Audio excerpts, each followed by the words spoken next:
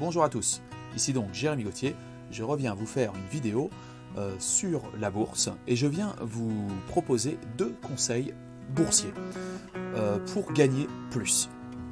Ces conseils, alors j'ai pas de rémunération directe dessus et qui plus est, je les utilise moi-même, pas tous les jours, mais je les utilise très très souvent. Il faut savoir si vous êtes français, on va dire dans la zone euro, vous percevez des euros.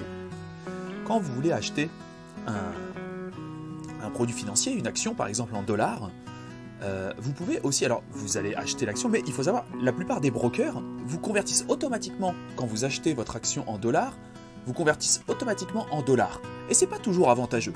Par exemple là, en ce moment, l'euro est très très bas. C'est pas avantageux d'acheter des actions en dollars, d'accord? Donc comment faire pour pallier à ça? Alors, vous avez chez certains brokers, dont Interactive Broker, et là je ne suis pas commissionné pour faire leur pub ou quoi, mais c'est parce que je passe par Interactive Broker et j'ai découvert ce système-là qui est très très bien. Moi, j'ai plein de comptes en devises.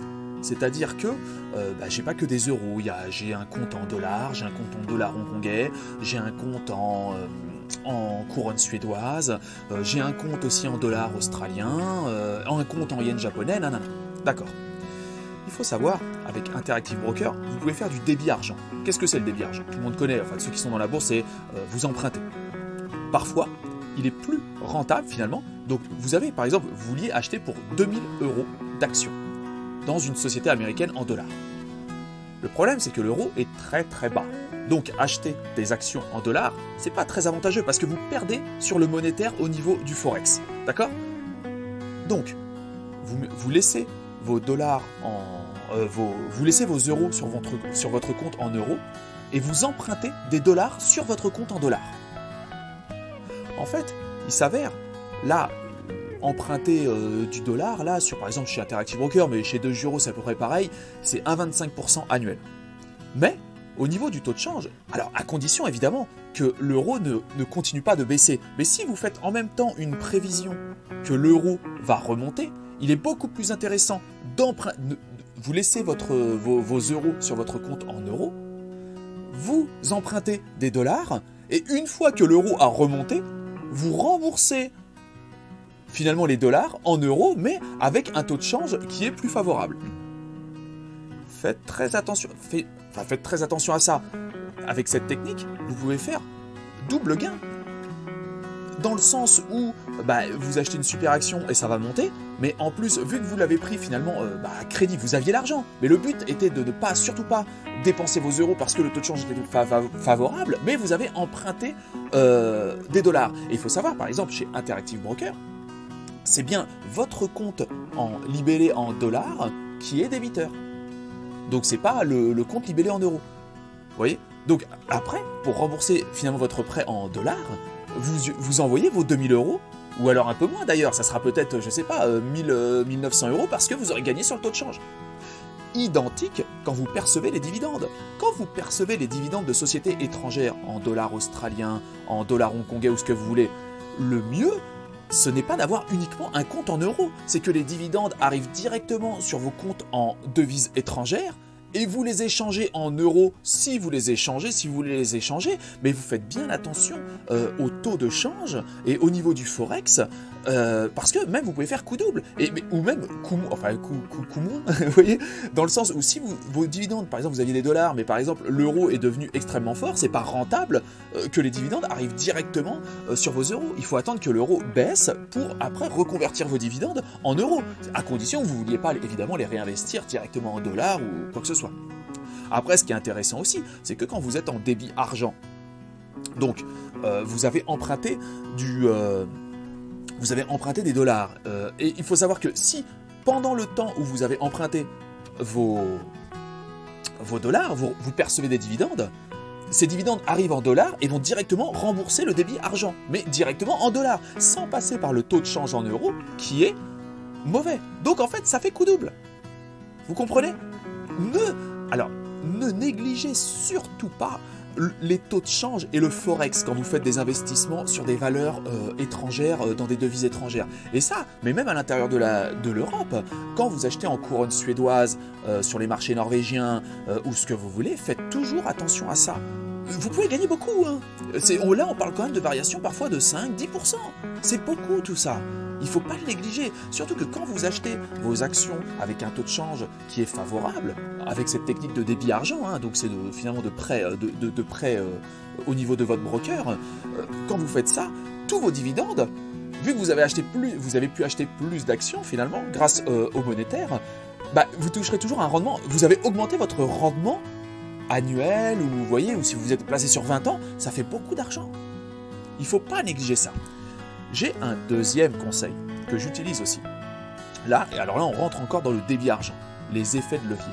Souvent, les gens ont tendance à acheter des produits synthétiques, genre des turbos, des varans, des trucs vraiment, des trucs edgés là. C'est-à-dire des trucs avec effet de levier, nanana, mais avec des barrières désactivantes ou qui sont structurellement déficitaires. Parce qu'il faut savoir que la plupart des ETF ou même des produits synthétiques sont structurellement déficitaires. C'est-à-dire que si vous restez trop longtemps sur ces produits-là, vous perdez de l'argent. Par exemple, et je donne la petite parce que là j'avais parlé des ETF sur le pétrole, mais un ETF sur le pétrole, si je reste trop longtemps sur cet ETF, vous allez rester, je sais pas, si vous restez agglutiné 1 an ou je sais pas 6 mois, c'est fini. Vous ne retrouvez jamais le cours parce que finalement, alors vous croyez que ces ETF suivent les indices, mais ils ne suivent pas complètement ces indices. Il est sous-performe en général. Et il faut faire très attention à ça. Alors, comment faire pour faire un petit peu avec de l'effet de levier, mais sans prendre trop de risques? Et bien encore avec le débit argent. C'est-à-dire qu'avec votre broker, le taux en ce moment, c'est à peu près à 1,25% annuel. D'accord? Mais si vous achetez des actions qui ont un rendement de 4%, évidemment, vous allez enlever les 30% de la flat tax si vous êtes encore en France, hein, pour le peu qui reste hein, de nos amis capitalistes. Le peu qui sont encore en France, évidemment, vous avez les 30%. Mais calculez bien donc sur le bénéfice. Donc faites vos calculs et tout, mais parfois c'est super intéressant. C'est-à-dire que vous êtes en débit argent, vous avez acheté des actions, donc des trucs vraiment qui rapportent. Hein, on est d'accord, pas des produits... Alors, c'est très dangereux d'emprunter, donc de faire du débit argent avec des produits synthétiques à effet de levier et tout. Il ne faut surtout pas faire ça, parce que là, vraiment, vous allez... Enfin, je ne sais même pas si vous autorise, mais je vous déconseille fortement de faire ça. Par contre, en effet, par exemple, si vous aviez plus de capital, mais là, vous étiez au fin fond, au fin fond, là, ces derniers temps, vous voyez, on a touché un petit point bas. Peut-être que c'est pas le plus bas, que ça a juste été un rebond, mais c'est pas grave. Ça, on va pas en parler tout de suite. Maintenant, quand vous avez touché, si vous aviez plus de capital, il était intéressant de faire un débit argent avec finalement avec votre marge excédentaire, votre pouvoir d'achat excédentaire, voilà, enfin votre effet de levier disponible chez votre broker. Si vous aviez déjà assez de capital investi là-dessus et que vous aviez finalement les bons contrats, vous pouviez emprunter. C'est-à-dire que là, je sais pas, une action, allez, on peut parler de, je sais pas, ExxonMobil, allez, on va reparler de Exxon, ou de la China Petroleum, ou je sais pas, on peut pas, enfin bon, bref, on va passer d'aller là-dessus, on s'en fout. Vous voyez, au plus bas, donc j'ai tapé Exxon, mais je prends un petit peu, si j'avais plus de capital, je prends du débit argent, c'est-à-dire que je vais emprunter, je sais pas, 2000, 3000, 5000, paf, ça repart. Mais là, et donc il n'y a pas d'effet de levier. Par contre, c'est de l'argent que je n'avais pas, qui est emprunté, mais j'ai pu acheter justement au plus bas, directement en dollars sur le compte en dollars. Donc là en plus c'est très intéressant parce que finalement vu que l'euro était trop bas, c'est beaucoup plus intéressant de faire du débit argent, donc de l'emprunt en dollars.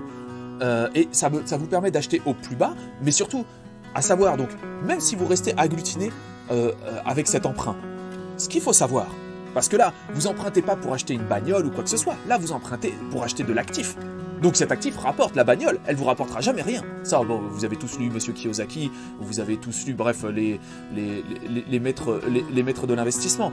Là, vous investissez, vous empruntez pour de l'actif. C'est pas du tout pareil. C'est-à-dire qu'en fait, même si j'ai un taux de... Donc le taux du prêt, il est de 1,25% annuel. Mais Exxon, j'ai 10%. 10% de rendement. Eh bien, vous imaginez, c'est-à-dire que moi, vous gagnez de l'argent, c'est-à-dire que même en empruntant, vous gagnez de l'argent. Et c'est sain. Et après, au pire, même les dividendes remboursent petit à petit. C'est un peu comme les gens qui montent les trucs immobiliers. Vous savez, où ils empruntent, après ils touchent des loyers et tout.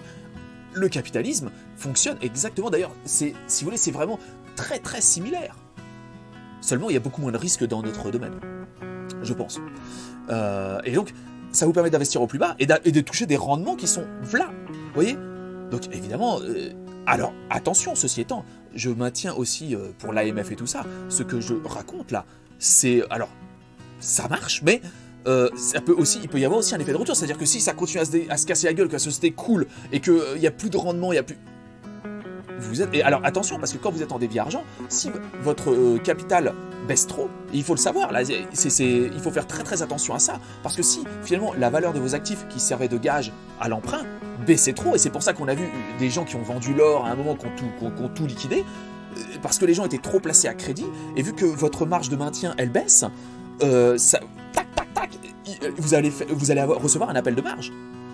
Si vous recevez un appel de marge, vous devez vendre des actifs, vous devez faire quelque chose, vous devez apporter de l'argent, vendre la maison, vendre le chien. Est-ce que vous voyez ce que je veux dire? Et ça rigole pas, l'appel de marge, ils vous prennent tout. Hein. Donc, faites très attention, renseignez-vous bien sur les contrats, c'est quelque chose, voilà, c'est très carré, hein, c'est très propre, hein, on est chez les anglo-saxons là, on n'est pas... vous voyez ce que je veux dire? On est dans le vrai capitalisme, dans le vrai libéralisme. Les choses, il y a des contrats, comme a dit ce brillant monsieur Charles Gave, qui disait que avant tout, le libéralisme est aussi une structure juridique. Et c'est très important de le mentionner. Donc tout est carré, tout est propre, tout est régulé, façon de parler, mais tout est vraiment carré, vraiment carré propre. Donc, mais c'est très intéressant de parfois emprunter au plus bas, et là vous allez remonter. Moi personnellement, c'est ce que j'ai fait. J'ai repris du capital quand j'étais au plus bas, et j'ai réemprunté, et j'ai repris, et là c'est bon. C'est reparti. Au pire, et après vous pouvez même revendre si c'est déjà remonté ou quoi que ce soit. Moi je suis là pour le long terme. Donc évidemment, après c'est le rendement qui rembourse l'emprunt. Évidemment. Et donc voilà. Et alors attention, il faut déjà pas mal de capital. Vous comprenez? Il faut savoir que là, ce que je vous raconte avec le débit argent et tout ça, c'est vraiment très... comment dire, il faut faire très attention. Mais si vous voulez, c'est beaucoup moins risqué que de prendre des ETF hedgés, vous voyez, des trucs à effet de levier et tout. Parce que là, ça vous fait un effet de levier, mais sur des choses qui sont saines. Quand vous achetez du ExxonMobil, quand vous achetez du Alphabet de Google, Alphabet c'est Google, quand vous achetez du Amazon ou ce que vous voulez, c'est quand même du solide. Vous voyez ce que je veux dire, du Facebook ou ce que vous voulez, c'est quand même des trucs solides. Et justement, et quand vous n'avez pas le capital nécessaire, ou même vous avez déjà placé, et ça a continué de descendre, ça vous permet d'avoir une marge. Mais attention aussi aux appels de marge, si vous n'aviez plus, finalement, si vos actifs qui servaient de contrepartie baissaient trop, leur valeur baissait trop, il faudra rajouter du capital. Donc, dans le monde de l'entreprise, on appelle ça une augmentation de capital. Là, vous allez devoir aussi augmenter votre capital et rajouter de l'argent, et si vous n'en avez pas, il va falloir vendre quelque chose. Et ces mecs-là rigolent pas, donc vous voyez ce que je veux dire. Donc faites très attention à tout ça, renseignez-vous bien. Là je parle à des gens qui s'y connaissent, d'accord? Je parle pas à des gens qui achètent des petites cryptos, enfin vous voyez les trucs là qu'on peut voir en ce moment, hallucinants. Là je m'adresse vraiment à ceux qui sont déjà dans le bain, ok? Alors moi je passe par Interactive Broker. Interactive Broker vous permet de faire tout ça. Alors de Giro, le problème c'est que c'était trop cher. Au niveau, si vous voulez, de Giro, au niveau du Forex, quand on voulait avoir son propre portefeuille en termes monétaires et gérer soi-même ses devises, là, ça coûtait beaucoup plus cher au niveau des échanges et tout, si je ne me trompe pas. Faites très attention à ça. Voilà. Alors, en tout cas, grande dédicace à Interactive Broker, parce que franchement, je découvre encore tout cet univers d'Interactive Broker. C'est vraiment... c'est incroyable. Vraiment. Hein, mais c'est incroyable. Carrément. Imaginez-vous qu'avec Interactive Broker, quand il y a des initiés, par exemple, je suis placé sur ExxonMobil. Bon, je parle toujours de ça, franchement, je suis dessus. Si je suis placé sur ExxonMobil, s'il y a un initié, c'est-à-dire quelqu'un de l'entreprise qui a vendu des actions, qui en a acheté, je reçois directement une alerte. Je reçois un email, voilà, il y a un initié, quelqu'un qui fait partie de l'entreprise, qui a vendu tant pour tant d'actions, qui a acheté pour tant d'actions. Et ça vous permet aussi d'avoir des signaux. Si vous voyez le PDG qui a vendu 30% de ses actions, vous vous dites, putain, faut que je dégage. Vous voyez ce que je veux dire? Donc voilà, faites attention à tout ça. En tout cas, vous avez vu, alors, troisième conseil, en ce moment-là, donc là c'est vraiment un conseil temporel, en ce moment-là, vous voyez les marchés énormément remonter. Attention. Alors, évidemment, on ne peut pas se battre contre la Fed, tout le monde le sait bien. Hein. Là, on ne se bat pas contre la planche à billets. Mais attention, s'il vous plaît. Pour moi, ça peut encore... là, vous voyez, ça peut faire comme ça et redescendre encore bien plus bas.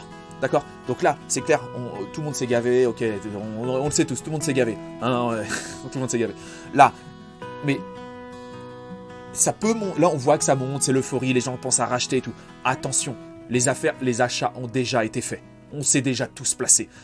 attention, là, si ça devait, je dis bien au conditionnel, je n'ai pas la science infuse, je ne suis pas Mister Market, je suis pas un devin, mais sachez que là, il y a peut-être une petite probabilité pour que ceux qui achètent maintenant, ce soient les gogos. D'accord? C'est les gogos. Et ça va redescendre, pas encore bien plus bas. Voilà. Je pense qu'il est nécessaire, si vous voulez là encore tirer les marrons du feu, de garder du capital et d'être prêt à investir, parce que c'est pas terminé toute cette histoire de coronavirus et de trucs, tout ça, c'est pas terminé. Attention, ça pourrait descendre encore bien plus bas et se passer quelque chose de monstrueux, d'accord? Voilà, gardez des liquidités et soyez patient. En tout cas, et si ça remonte vraiment, de toute façon c'est déjà tous placé et là c'est franchement là ça fait du bien là, franchement. Après voilà, on peut dire, les gens vont pouvoir critiquer. Enfin bon, on va pas rentrer dans la philosophie, là j'étais que dans la technique. Et voilà, on va pas rentrer encore dans la philosophie capitalistique. Non. Écoutez, je vais vous souhaiter une excellente journée. Et voilà, et je vais vous parler, mon prochain livre dont je vais faire la critique, c'est John Stuart Mill, un brillant évidemment, un des maîtres du libéralisme. Et donc là, ça s'appelle De l'assujettissement des femmes, un livre très féministe et qui était pour finalement... voilà, mais je vais en parler plus tard, vraiment, mais je tenais quand même à préparer l'auditeur. Voilà, le libéralisme dans le féminisme, c'est-à-dire concevoir la femme par rapport à ses valeurs et par rapport à ce qu'elle est capable de faire et non pas parce que c'est une femme ou quoi que ce soit. Et voilà, donc c'est De l'assujettissement des femmes de John Stuart Mill, qui est vraiment le disciple maître de Jeremy Bentham, voilà, et qui a développé l'utilitarisme, dont j'ai lu aussi l'ouvrage, et je vous ferai peut-être la critique, et aussi On the Liberty. Un ouvrage sur la liberté aussi, voilà, mais là c'est vraiment les fondements philosophiques du libéralisme, vraiment la pureté même du libéralisme. Voilà, John Stuart Mill, évidemment, un homme brillantissime. Voilà, c'était ma petite touche, il n'y a pas que le business aussi, il y a aussi la philosophie, c'est très important. Écoutez, je vais vous souhaiter une excellente journée, et puis je vous dis à bientôt encore pour de nouvelles vidéos sur ma chaîne YouTube. Merci beaucoup à tous mes nouveaux abonnés, je vois qu'il y a 1, 2, 3 abonnés par jour qui s'ajoutent. Merci beaucoup, bienvenue sur ma chaîne, et j'espère que que je pourrai vous apporter quelques trucs. Ah, j'ai mes défauts, je suis quelqu'un d'assez spécial, mais en général, j'essaye toujours, les gens qui tournent avec moi, on va toujours vers le haut. Les gens qui marchent avec moi, ils le savent. Bonne journée à vous.